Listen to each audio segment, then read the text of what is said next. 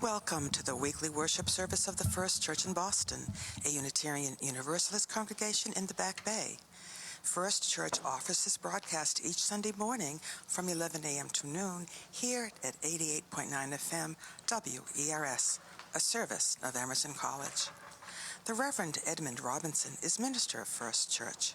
His sermon today is titled Retro Morality. The organ prelude that you just heard is Es Mars, or Is It March, by Dutch composer Jan Sveling and performed by music director Gigi Mitchell-Velasco. Good morning. Good morning. Welcome to the First Church in Boston's worship service, the 6th day of March 2022. I'm Edmund Robinson, the interim minister, continuing the worship tradition of this church, which dates back almost 400 years. Our Paul Rudolph designed sanctuary in Boston's Back Bay is now open for live worship after being closed for about 6 weeks due to COVID.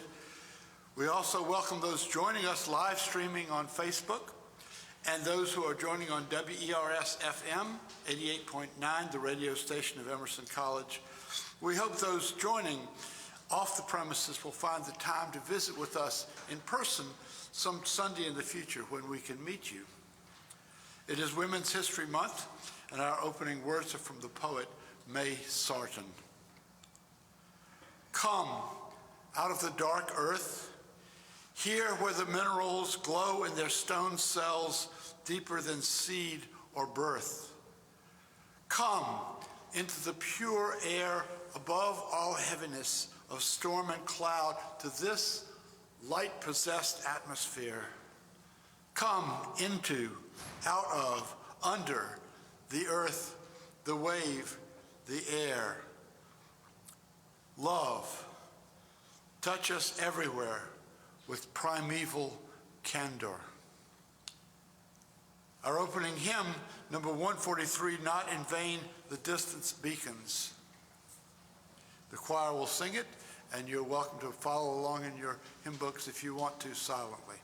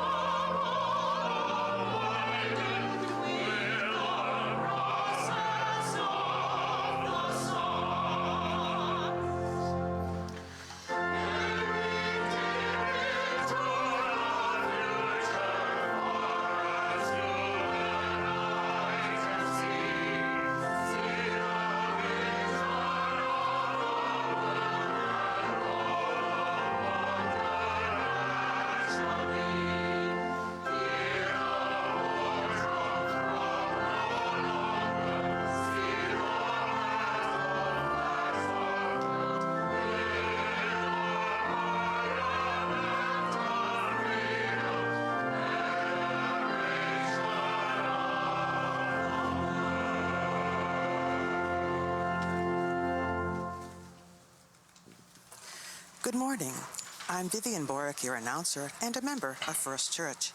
The audio engineer for this broadcast is Craig Hildreth, and the videographer is Masha Stepanova. The First Church Boston Music Ensemble will perform the vocal works as well as selected hymns from the Unitarian Universalist hymn book, Singing the Living Tradition. Today's anthem is titled "The Eyes of All Wait Upon Thee" by Jean Berger, a 20th century German-born composer. The offertory music is Peace by Swedish composer and jazz musician Martin Asander. The organ postlude is Allegro from the voluntary number 1, opus 5 by 18th century composer John Stanley.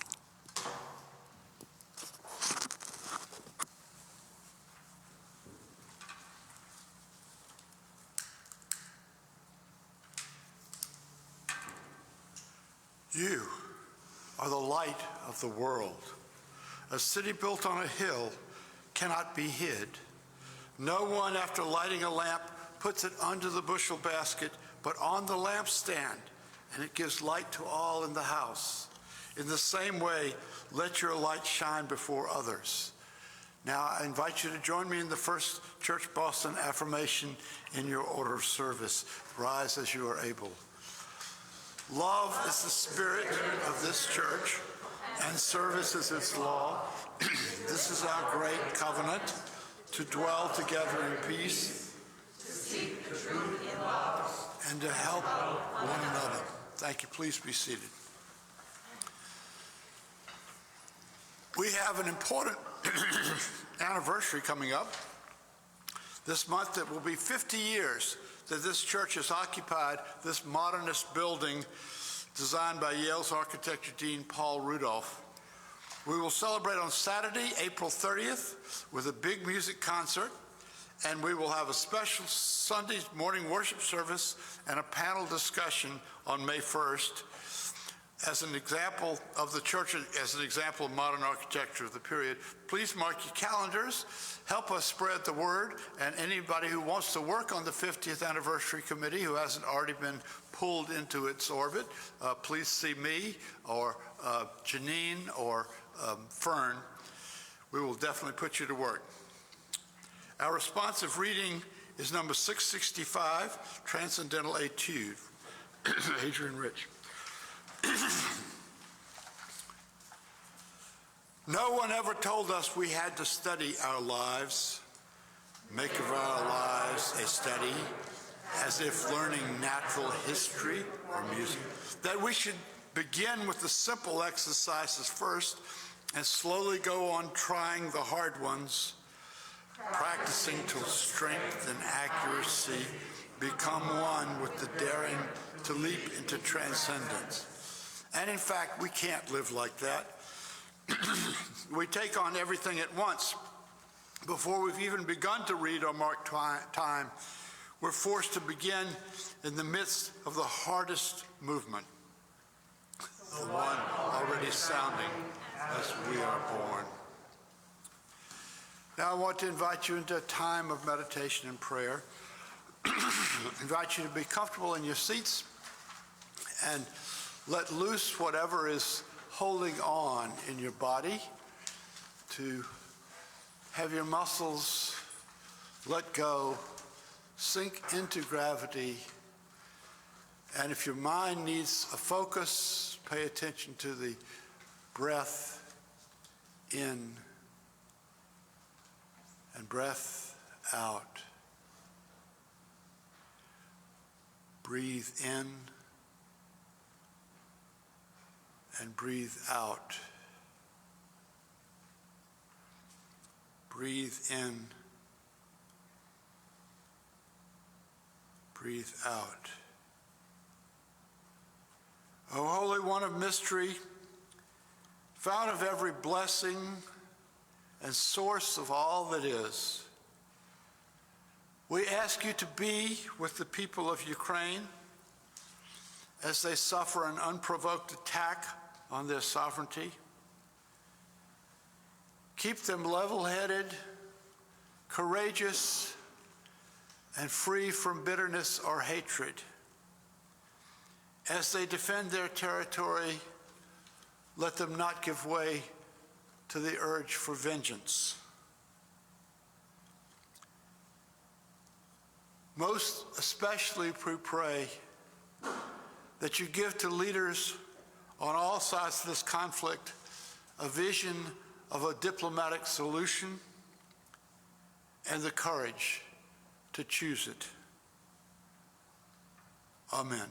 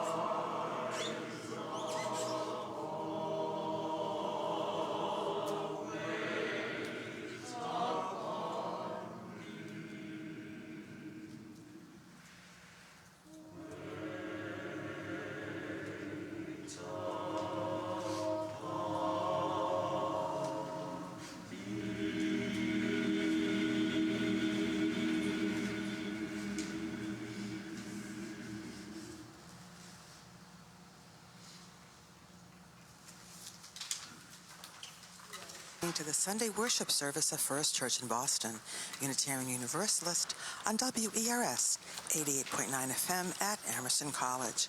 We are located in the Back Bay at the corner of Marlborough and Berkeley, minutes away from the Arlington Street subway stop on the Green Line.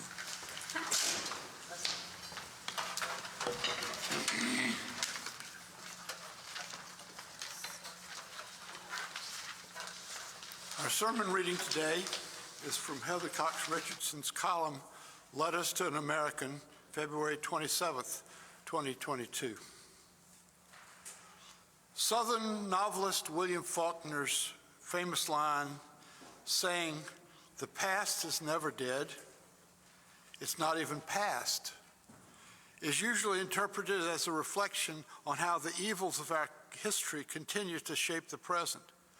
But Faulkner also argued, equally accurately, that the past is not even past because what happens in the present changes the way we remember the past. Russia's attack on Ukraine and the defiant and heroic response of the people of Ukraine to that new invasion are changing the way we remember the past. Global power is different this week than last. Anti-authoritarian nations are pushing back on Russia and the techniques Putin has used to gain outsized influence. Today, the EU banned media outlets operated by the Russian state. The White House and our allies also announced a new transatlantic task force that will identify and freeze the assets of sanctioned individuals and companies, Russian officials and elites close to the Russian government, as well as their families and their enablers. In today's America, the past certainly is not past. Our sermon hymn, number 166, Years Are Coming. This is Aidan Ballou, a great socialist Christian of the 19th century, wrote this utopian dream.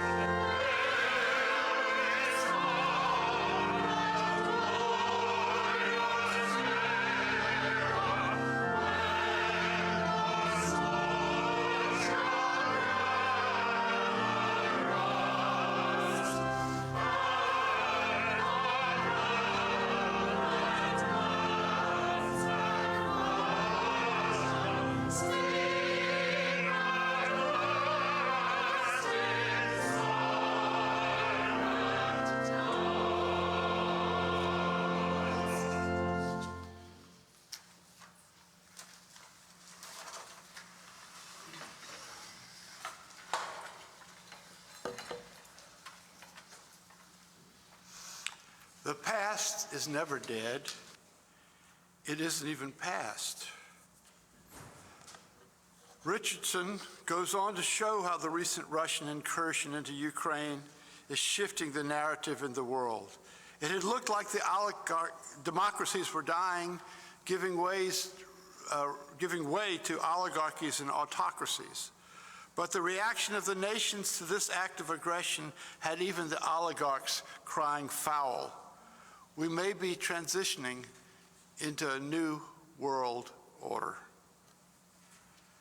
I have found myself serving this very old church, and it has raised for me the questions of how we come to terms with the past.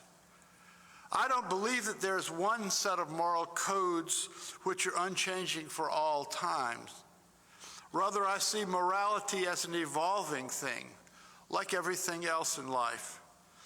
And I think we make a mistake if we uncritically apply the moral standards of today to ages gone by. This is a tendency I have come to call retro-morality. Retro-morality is the way we have of looking at the events of the past through the lens of our present-day concerns. I tried to illustrate this by having on the front cover of the order of service a picture of an automobile's rearview mirror. Rearview mirrors are often convex, so they will take in a wider point of view and let the driver see more of what is approaching her from the sides. There used to be a little warning on rearview mirrors which told the driver that objects in the mirror were closer than they appeared. When we look at a figure from the past, our view might be distorted by the lens through which we look. We may assume that people decades or centuries ago thought pretty much as modern humans do. But that's not true, and it's the task of the historian to get inside the mind of people of ages past and be able to say how those minds differ from our own. Now, this way of saying it might invoke in some of you a controversy that occurred in the year before I came here on what to do with John Winthrop's statue. I will admit that I had some thoughts about that issue, and those thoughts brought to my mind this phrase, retro-morality. But I'm not going to preach here about the Winthrop statue this morning. There will be another time for that, for this is Women's History Month. And I think that gives me an opportunity to delve next week into a true feminist hero, or rather, shero, who arose from this congregation, Mistress Anne Hutchinson. I cannot tell her story without bringing Mr. Winthrop into it. Mr. Winthrop, therefore, will have his day in court next week. Now, I may or may not be right about retro-morality, but let me mention two other syndromes that historians sometimes write about. The first is called historian's fallacy. The historian's fallacy is the mistaken assumption that past actors in history had the same foresight that we have now in hindsight. Military historians know what clues the American Navy had about Japanese capabilities and intentions before the attack on Pearl Harbor. The American historian David Hackett Fisher, who coined the phrase historian's fallacy, cited the claim that the United States should have anticipated Japan's surprise attack on Pearl Harbor because of the many warning signals that an attack was in the cards. Fisher argues these signs seem obvious only in hindsight. To the World War II military leaders, many of those signs suggested possible attacks on many positions other than Pearl Harbor.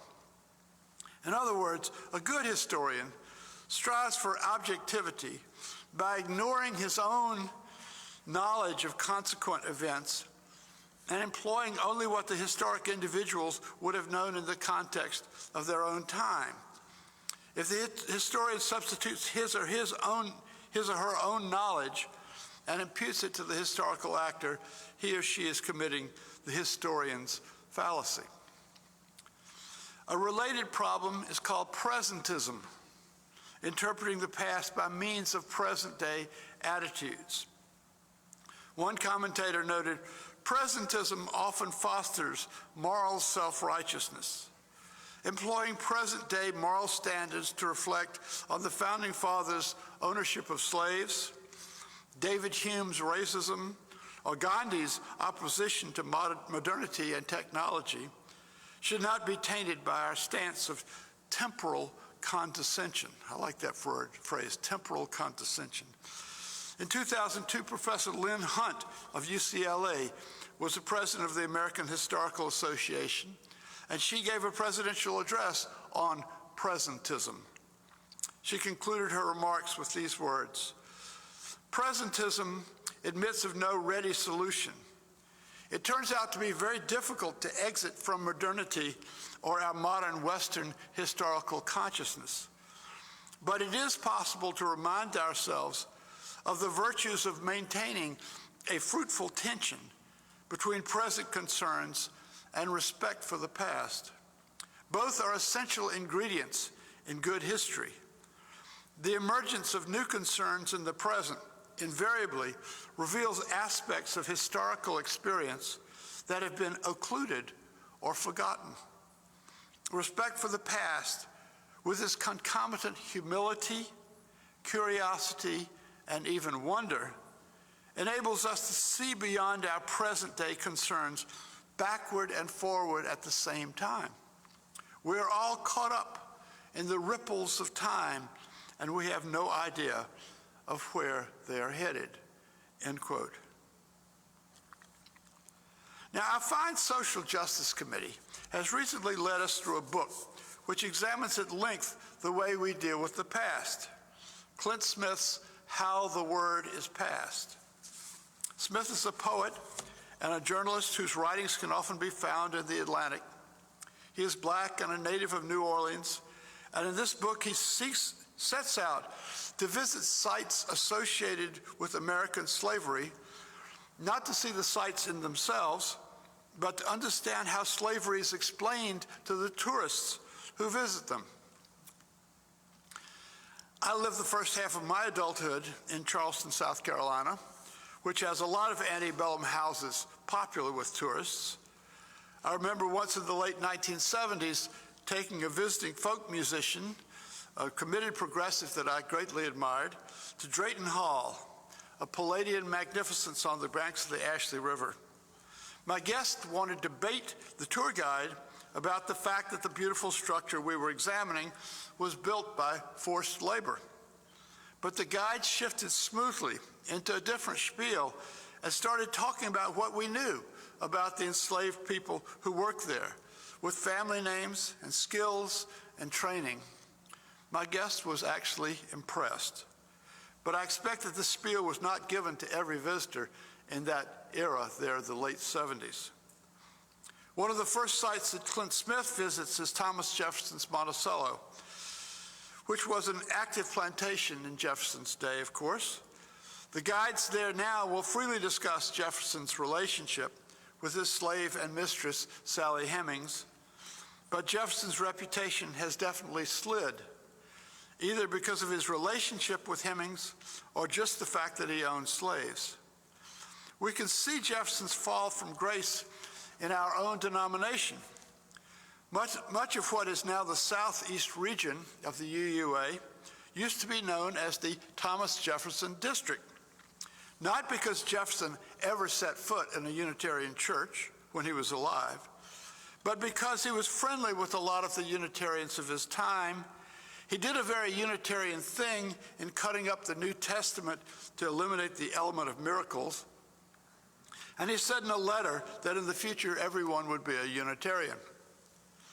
But there was a powerful argument that a district of a denomination committed to decentering whiteness and promoting diversity, embracing diversity, should not be called by the name of a slaveholder. I can feel the force of that argument, and yet I'm not sure that it does justice. Jefferson's sin in owning people and dealing with them as property is deeply offensive to our modern values, but is no more heinous than those of his neighbors throughout Virginia. And the neighbors never wrote the words, "All men are created equal," for the first time in human history. The writing of those words gave impetus not only to our fledgling republic, but the entire idea of human rights, and it's on that idea today that we stand and criticize people such as Jefferson for owning other people. Certainly the words are hypocritical, coming from the pen of Mr. Jefferson. But if he had not written them at the moment he did, the very abolition movement that eventually freed the country from the scourge of slavery would have been delayed if it ever started in the first place. It would be so convenient if we could just split Mr. Jefferson in two and give the good half credit for founding the human rights movement and the University of Virginia, and punish the bad one for enslaving people and not freeing them even at his death. Maybe we should have a statue that periodically gets pulled off its pedestal and then put back up. But we can't divide Jefferson that way. The same person who wrote, "All men are created equal," kept in slavery not only the woman with whom he had conjugal relations, but the children born out of those relations. This is what I mean by retro-morality. We are horrified by the system of chattel slavery, which prevailed in North America for 244 years. And though there are many twists and turns from the formal end of slavery up to now, we know that there's a direct line between that practice of slavery and the subsequent oppressions of black and brown people that American life still represents here in the 21st century. We really want to move to undo white supremacy, to make life better for all. Wouldn't it be at least a symbolic gesture to reach back 2 centuries and give Mr. Jefferson a spanking? You have to say that Jefferson should no longer be honored in America because of conduct which all of his neighbors were practicing. Seems to me unfair. If I were to encounter a statue of James Madison, or James Monroe, or George Mason, or someone of that generation that you had never heard of, no one would expect me to pull it off its pedestal because its person it honored was a slaveholder. Now, there were certainly debates among the founding fathers about the continuation of slavery. And George Mason, who owned more slaves than anyone in Fairfax County except his neighbor, George Washington, wanted the Constitution to contain a provision for the gradual elimination of slavery. Some historians will call him an abolitionist. Well, let me recap here. I've invented this phrase, retro-morality. Does it really mean anything?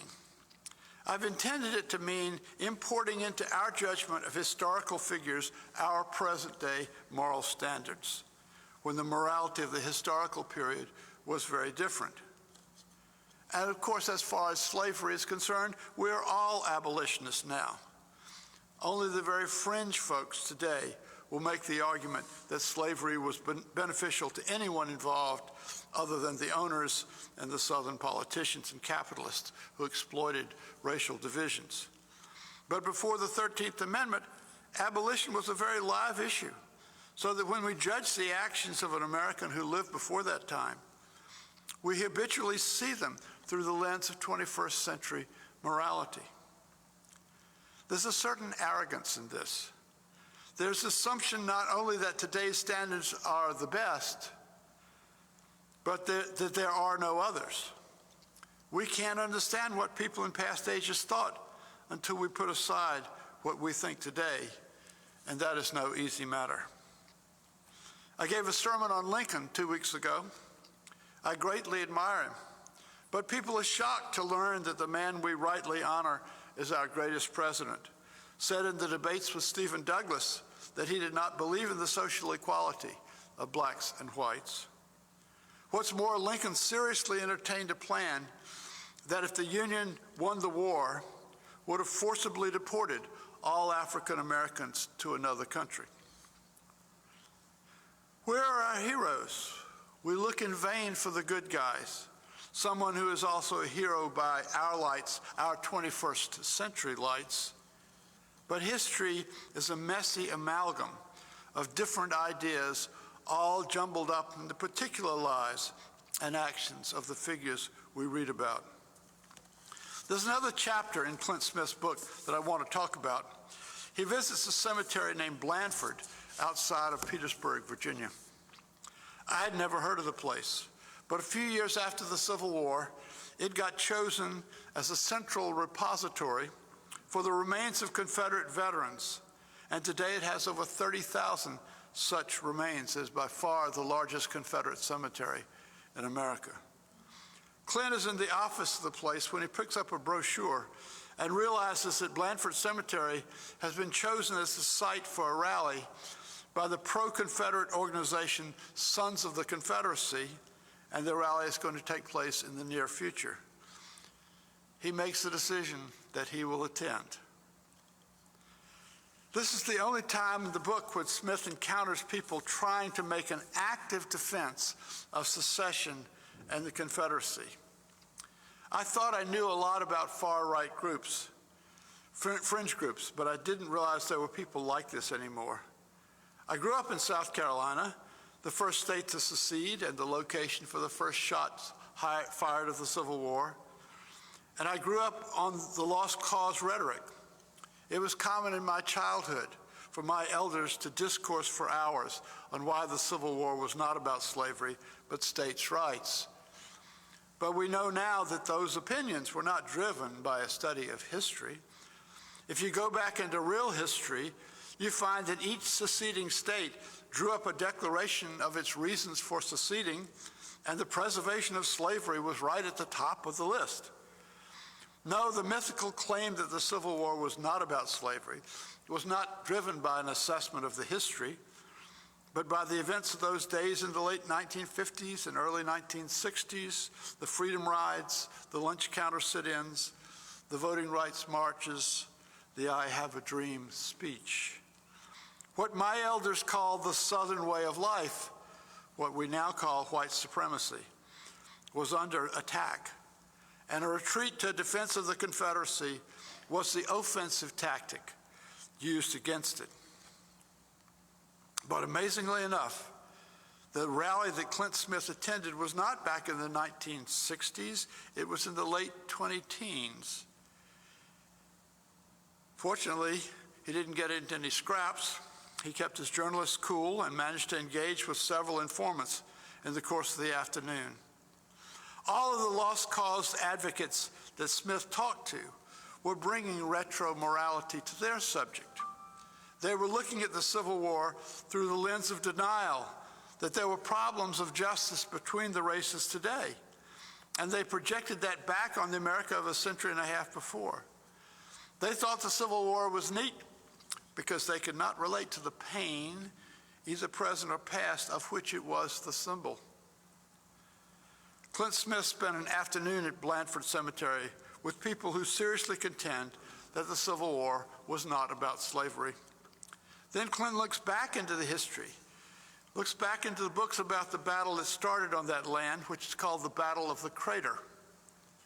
That battle, with Robert E. Lee at the head of the Confederate forces, was the first time that the Confederates had faced Union regiments employing black soldiers. And the Southerners were furious. If the Union Army could actually get black soldiers to fight, all the racist myths the Southerners had been telling themselves were lies. They reacted in fury. As Clint Smith described it, it was as if Lincoln was unleashing on the Southerners a massive slave revolt. The Confederate forces killed all the black prisoners that they caught in that battle. Let's step back. The problems I've been describing of retro-morality or presentism assume that there's some sort of progress in the world of ideas. Ideas are not static, but they go through an evolution over time. And the philosopher George Friedrich Hegel had a pretty good description of how that worked. It's all one continuous process, but if you just find a starting point at random, you take an age where a big idea dominates. People learn about it, they seek to understand it, and they try it out on the evidence, try to prove or disprove it. And what may happen is that some people start defending the idea and others start attacking it. Let's call the original idea the thesis. The idea which develops against the thesis is called the antithesis. The thesis and the antithesis struggle against one another, and one of them may win, but what often happens instead is that the thesis and the antithesis find agreement in a new idea which combines elements of the two original ideas, and this is called the synthesis. And once the synthesis is established, it can spawn its own opposite, a new antithesis, and that can struggle with the synthesis to create still another synthesis. I like to envision this process as a stilt walker lurching down the highway of time. You can't tell from where it started where it's going to end up. So that's Hegel's idea of how ideas change and develop. Some of us are not satisfied with this. We want there to be a smooth progression. We don't like the back and forth. I could wish for a smooth progression too, but here in my 8th decade of life, I find that the jerky path happens more often. So we go back to the invasion of Ukraine and Heather Cox Richardson's analysis. Have we turned the corner? Is the world lining up behind a tidal wave of democracy? Or will the Ukrainian resistance be crushed and a puppet government installed? We don't know. About all we can do at this point is to support the rescue efforts, ease the exodus of refugees, and hope for a diplomatic solution. St. Paul said, "Now we see through a glass darkly, but then face to face." I hope when the smoke clears, the Ukrainian flag will still be flying over there as it is here this morning. Amen.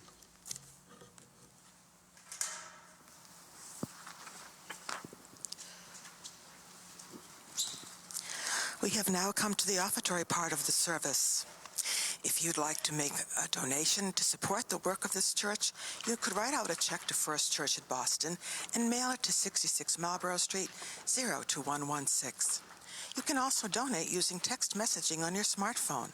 Simply text the dollar amount, 5, 10, 20, etc., to 617-917-5610. You'll receive a confirmation by email. Thank you.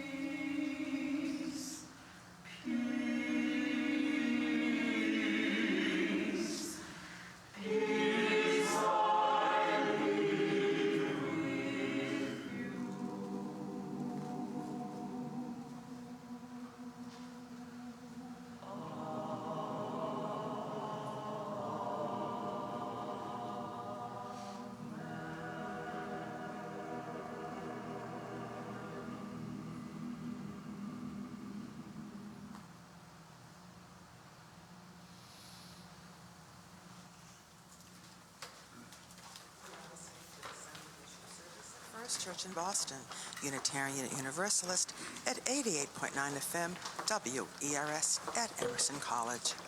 Doors of First Church, located at the corner of Berkeley and Marlborough, are now open for in-person worship. I invite you to join me in extinguishing the chalice with the words in your order of service.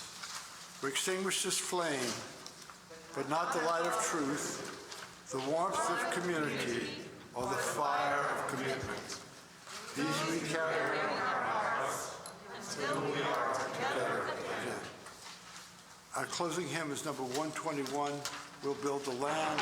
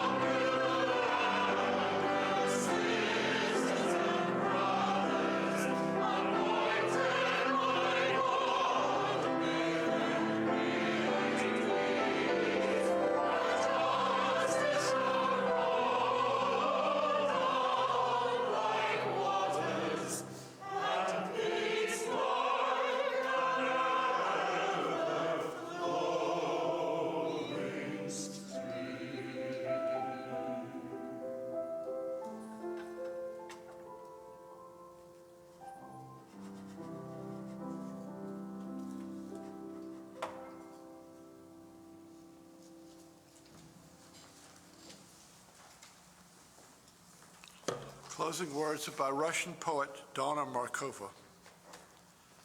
I will not die an unlived life. I will not live in fear of falling or catching fire.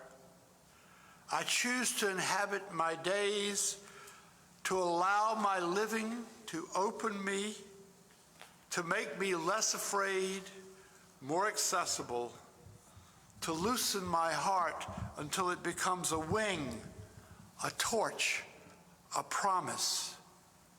I choose to risk my significance, to live so that that which came to me as seed goes to the next as blossom, and that which came to me as blossom goes on as fruit. Amen. Blessed be. Listening to the Sunday worship service of First Church in Boston, Unitarian Universalist on WERS 88.9 FM, Emerson College. This year, First Church is celebrating the 50th anniversary of its reconstructed Back Bay building designed by architect Paul Rudolph. If you would like more information about programs, services, or membership at First Church, please visit the website firstchurchboston.org or send an email to office@firstchurchboston.org. Join us every Sunday morning at 11 o'clock here at 88.9 FM WERS, a broadcast service of Emerson College. I'm your announcer, Vivian Borek. Thank you for listening this morning. We'll return our radio listeners to the studios of WERS as we close the worship service with Allegro from the voluntary number 1, Opus 5 by John Stanley and performed by Miss Mitchell Velasco.